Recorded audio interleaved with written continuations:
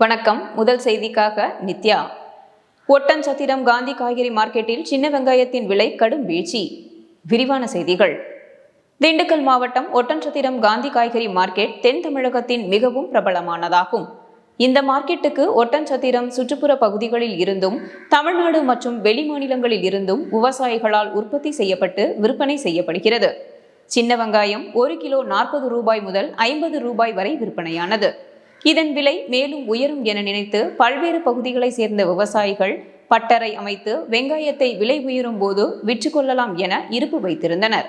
அதனைத் தொடர்ந்து தற்போது வரை இப்பகுதியில் போதிய மழை இல்லாததால் சின்ன வெங்காயத்தின் நடவு குறைந்ததால் அந்த இருப்பு வைத்திருந்த சின்ன வெங்காயத்தின் விலை கடுமையாக குறைந்து இன்றைய நிலவரப்படி கிலோ 5 ரூபாய் முதல் 30 ரூபாய் வரை விற்பனையாகிறது. மேலும் ஒட்டன்சத்திரம் சுற்றுப்புற பகுதிகளில் இருந்தும் திருச்சி, துறையூர் ஆகிய பகுதிகளில் இருந்தும் தற்போது அறுவடையாகி வரக்கூடிய பச்சை சின்ன வெங்காயம் கிலோ 25 முதல் 30 ரூபாய் வரை விற்பனையாகிறது. இந்த விலை குறைவால் விவசாயிகள் கடுமையாக பாதித்துள்ளனர்.